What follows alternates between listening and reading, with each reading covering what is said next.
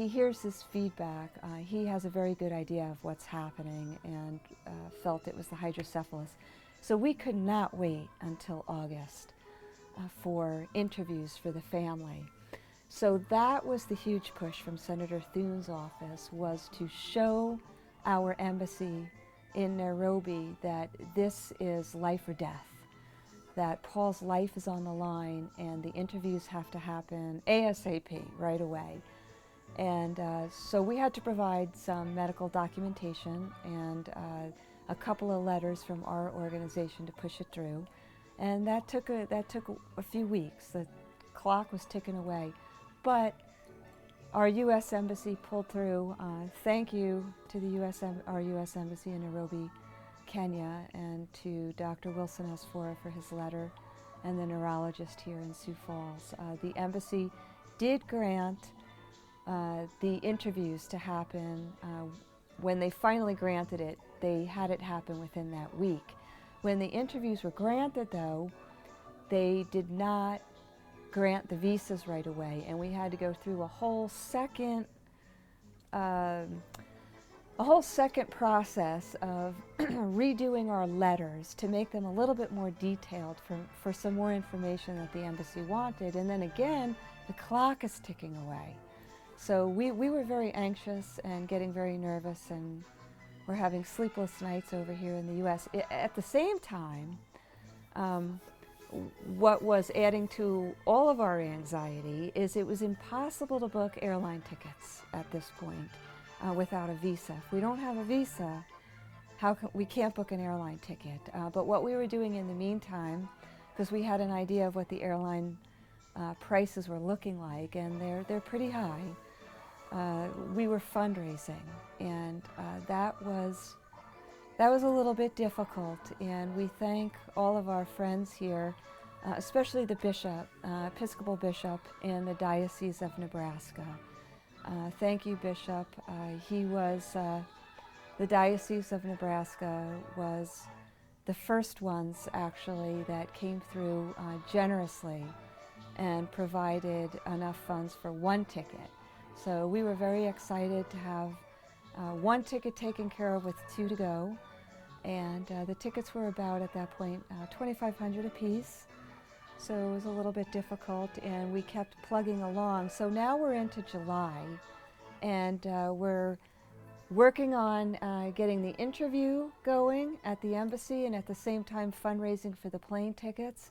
At the same time, we are talking to the Sudanese community here locally in Sioux Falls, South Dakota, to try to line up accommodations. We felt that it would be, thinking positively with the most hope possible, that it would be the best thing to have the family, when they got here, to stay with a Sudanese family. Even the smallest little details that seem unimaginable, it was really one hurdle after the next. When we sent over to the embassy the second round of letters that they wanted, just to make sure that there was going to be a surgeon there and medical personnel, and that we were going to take care of the family, they wanted to make sure that it was on letterhead where they could clearly see our logos.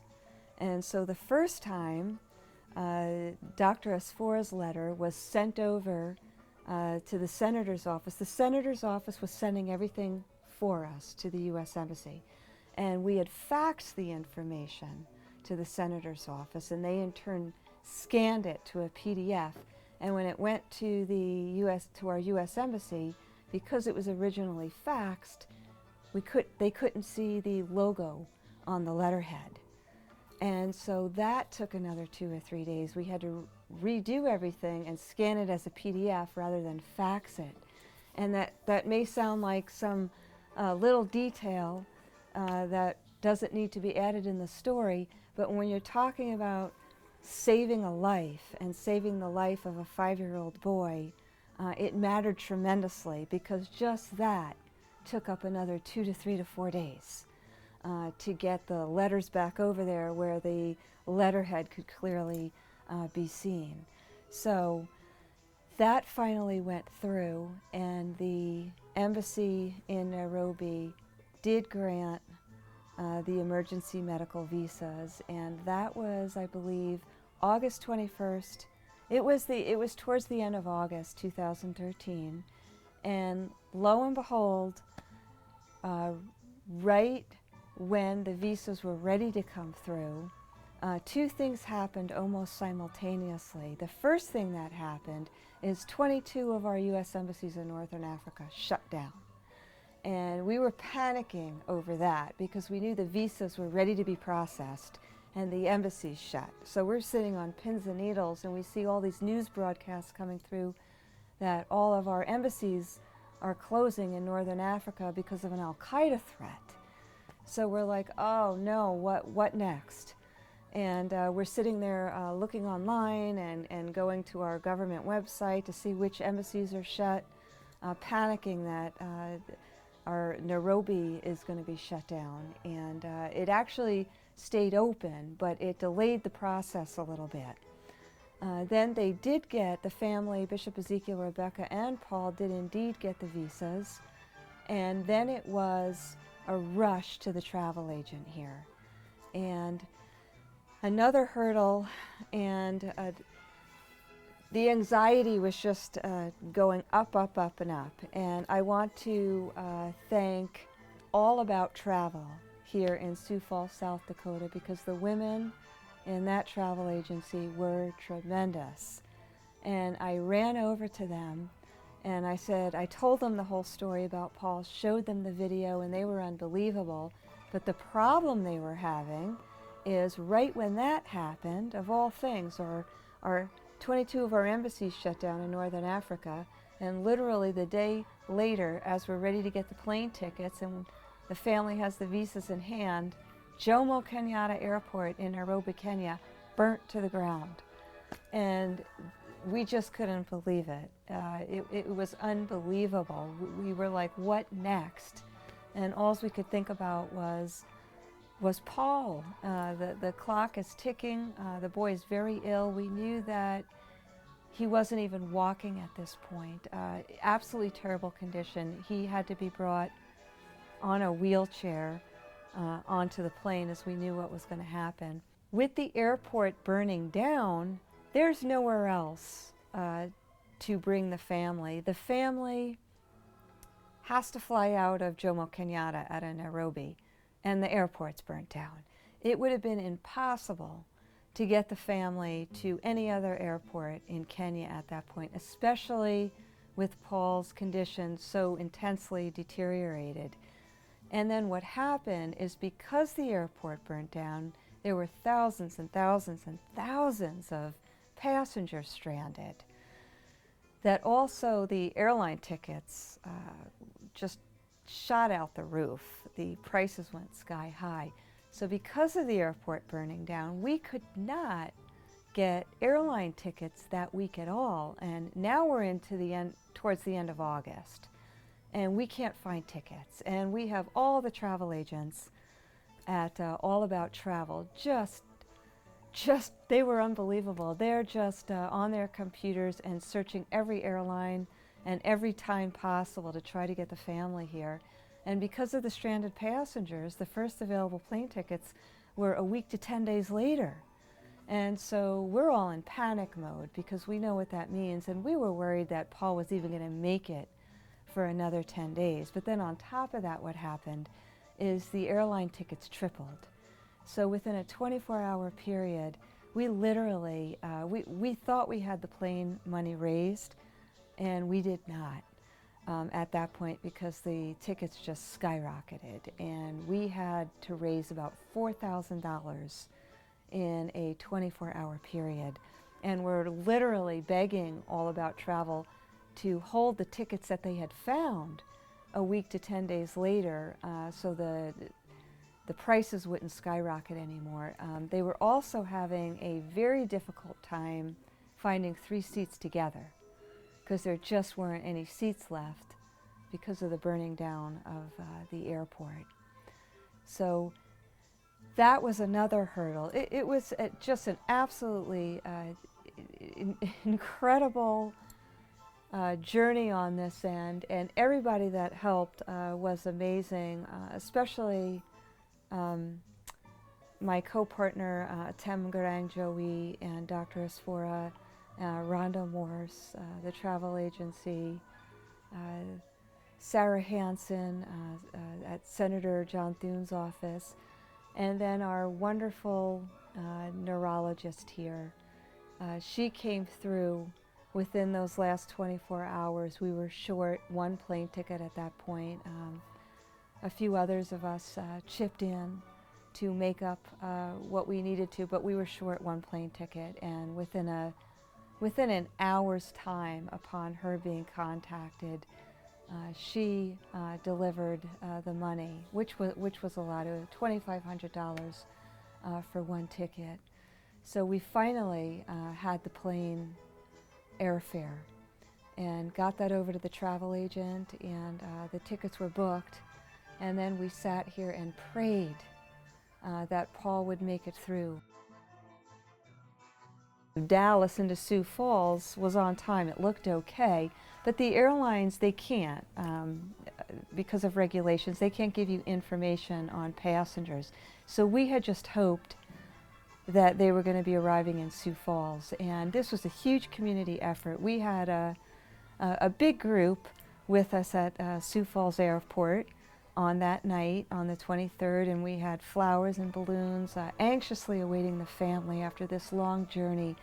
And we were going to do a little bit of a welcoming. It was a little bit late at night, but the South Sudanese women here locally, oh, they worked all day and prepared an incredible spread of food, Sudanese food, at the home that they were staying at. We had everything set for them. So we're all at the airport anxiously waiting, and the plane arrives from Dallas, Fort Worth, and we're there at the gate, and everybody gets off the plane, and we're waiting, and the family is not getting off the plane. And so we're all in panic mode. I'm especially really very nervous and panicking and starting to get upset, because here comes the flight crew and here comes the pilot, and I started asking the pilot and the flight crew if they had seen a Sudanese family. There's a sick boy on the plane. I knew the pilot would know, and no one seemed to see them. And we even sent security from Sioux Falls Airport to go check the bathrooms back in the terminal, and they were not there. We waited an hour anyway, ran down to the airline ticket counter to try to get any information and to ask them to please look up the flight if they could find the family, but unfortunately the ticket counters were closed already. We're at a regional airport and everyone was gone. So needless to say, we all had a very sleepless night, and we're not really able to get any information whatsoever where the family was. So Atem and myself, here we are the next morning, up very early, and we are in the parking lot of our wonderful travel agents. We're in the parking lot of All About Travel. And they pulled up for work. It was 8 or 8:30 in the morning. They weren't even out of their cars.